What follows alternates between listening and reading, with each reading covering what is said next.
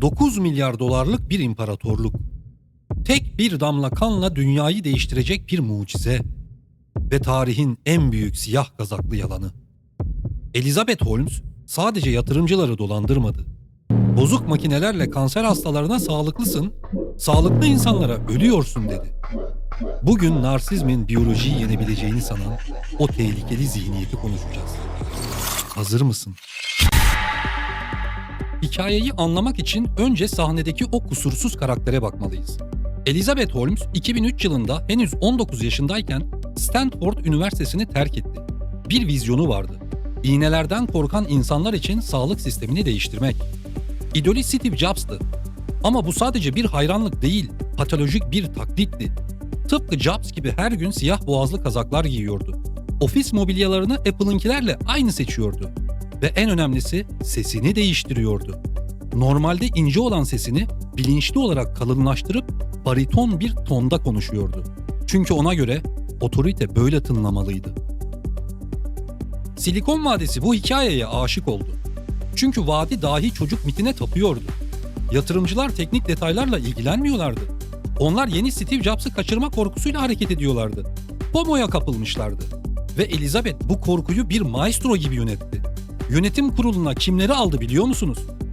Eski ABD Dışişleri Bakanları Henry Kissinger ve George Shultz. Eski Savunma Bakanı James Mattis. Dünyanın en güçlü, en deneyimli yaşlı adamları 20'li yaşlarındaki bu genç kadının avucunun içindeydi.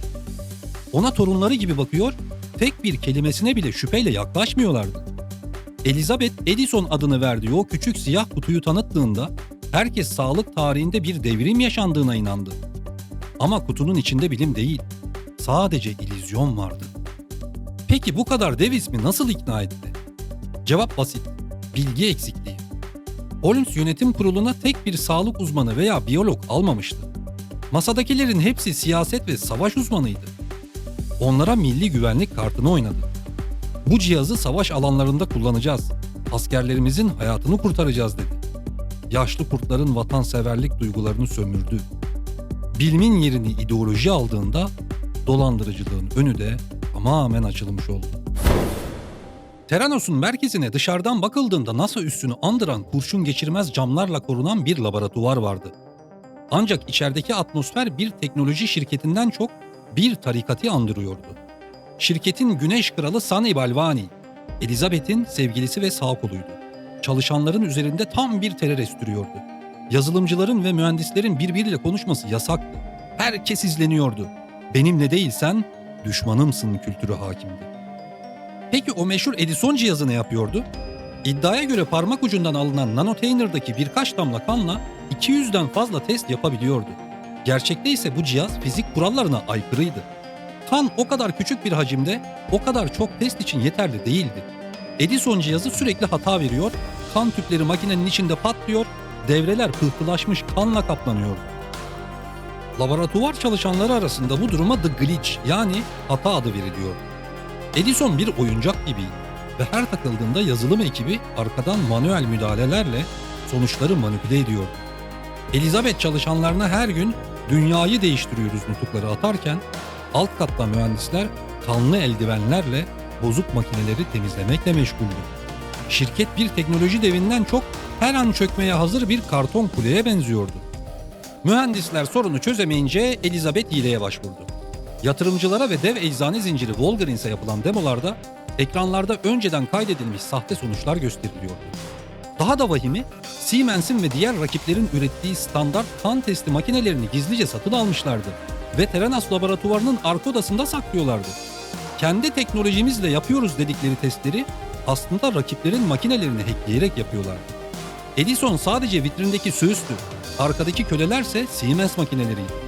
Ama bu makineler de o kadar az kanla çalışmaya uygun olmadığı için numuneleri sulandırarak çoğaltıyorlardı. Sonuç tamamen hatalı, uydurma ve tehlikeli veriler. Finansal dolandırıcılık kötüdür, paranız gider. Ama Theranos'un yaptığı tıbbi dolandırıcılıktı. İnsanların hayatı söz konusuydu. Arizona'da Walgreens eczanelerinde kurulan test merkezlerinde gerçek hastaların kanları bozuk makinelerle test edildi. Hamile bir kadın düşünün. Theranos test sonuçlarına göre HCG hormon seviyeleri düşüktü. Doktorlar ona düşük yapıyorsun, bebeği kaybediyorsun dedi. Kadın günlerce yas tuttu, ilaçlarını değiştirdi. Oysa bebek sağlıklıydı. Theranos'un makinesi hata yapmıştı.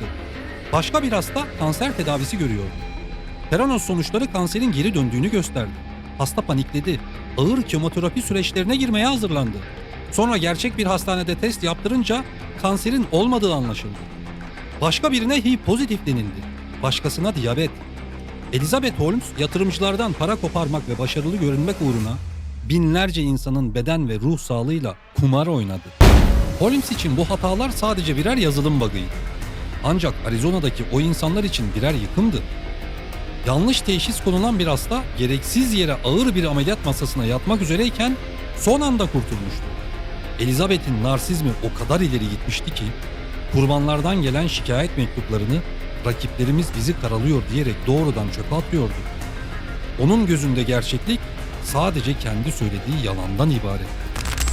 Şirketin baş bilim insanı Ian Gibbons 2013 yılında bu sahtekarlığın yükünü daha fazla taşıyamadı. Elizabeth'in gizlilik anlaşması dayatmaları ve onu zorla ifadeye sürüklemesi sonucunda bu ağır baskı altında ezilen Gibbons trajik şekilde hayatına son verdi. Elizabeth bu haberi aldığında verdiği tepki neydi biliyor musunuz? Sadece asistanına döndü ve Ian'ın şirket bilgisayarını ve dosyalarını hemen ofise getirin dedi. Yas yok, pişmanlık yok. O sadece delillerin peşindeydi. Bu korku imparatorluğunu yıkan şey yine içeriden gelen cesaret oldu. George Shultz'un torunu Tyler Shultz ve genç çalışan Erica Chang gördükleri sahtekarlığa sessiz kalamadılar. Tyler dedesi tarafından cahillikle suçlandı. Avukatlarla tehdit edildi. Ailesiyle arası açıldı ama geri adım atmadı.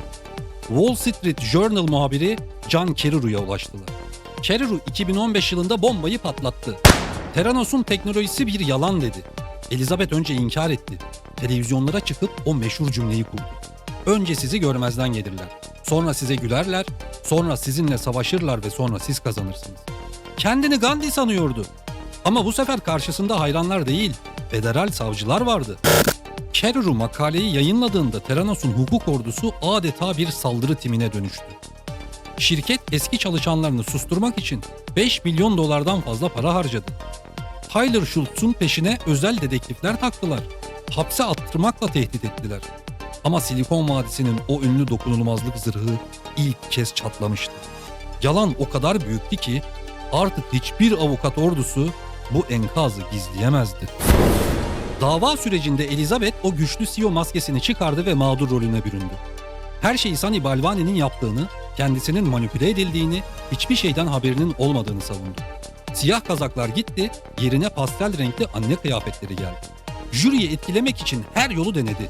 Ama binlerce sahte test sonucunu ve intihar eden Ian Gibbons'ın gölgesini silemedi. Jüri onu dolandırıcılıktan suçlu buldu. Bugün 2025'in sonlarında Elizabeth Holmes, Teksas'taki FPC Bryan Federal Hapishanesi'nde. 2023'te teslim oldu ve onanan 11 yıl 3 aylık cezasını iyi hal ve rehabilitasyon programları sayesinde kısaltarak çekiyor. Şu anki tahmini tahliye tarihi 30 Aralık 2031. Temyiz başvuruları reddedildi. Ancak Haziran 2025'te rehabilitasyon çalışmaları gerekçesiyle ekstra indirim talebinde bulundu. Bu talep hala değerlendirme aşamasında ve cezası daha da kısalabilir. İçeriden gelen haberler net. Diğer mahkumlarla görüşüyor ve egzersiz yapıyor. O ikonik siyah boğazlı kazaklar gitti. Yerini haki renkli standart mahkum kıyafetleri aldı. 2025 itibariyle hapishanedeki yaşamı dışarıdaki gösterişli hayatının tam zıttı. Bir zamanlar özel jetlerle uçan Holmes, şimdi sabah 6'da içtima için sıraya giriyor. Ancak narsist karakterinden bir şey kaybetmediği söyleniyor. Hapishane kütüphanesinde hala liderlik üzerine kitaplar okuduğu ve çevresindekilere bir gün geri döneceğinin sinyallerini verdiği iddia ediliyor. Silikon Vadisi ise hala onun bıraktığı güven bunalımını aşmaya çalışıyor. O milyarlara mı ne oldu? Yatırımcılara geri ödenmeye çalışılıyor. Theranos binası ise çoktan başkalarına kiralandı. Ortağı Sunny Balwani Kaliforniya'da başka bir hapishanede. Geriye bıraktıkları Silikon Vadisi'nin en büyük utancı oldu. Elizabeth için artık sadece beklemek var. 2031 sonuna kadar. Theranos bir bireyin hırsının sınırsızlığıydı. 2025'te son temyizini de kaybedince hapiste kalmaya devam ediyor. Sıradaki dosya ise çok daha büyük ve çok daha karmaşık. Bir sonraki videoda Almanya'nın en güvenilir şirketinin kasasından buharlaşan 1,9 milyar euroyu ve o paralarla finanse edildiği iddia edilen uluslararası casusluk ağını konuşacağız. Wirecard. Jan Maresek nerede? Rus istihbaratı bu işin neresinde? Tekno skandalın en karanlık dosyasını kaçırmamak için şimdi abone olun ve bildirim zilini açın. Sizce Elizabeth Holmes cezasını tamamlayınca tekrar sahneye döner mi? Bu sorunun cevabı için yorumlarda buluşalım. Unutmayın, en büyük oyun daima perdenin arkasında oynanır. Güvende kalın.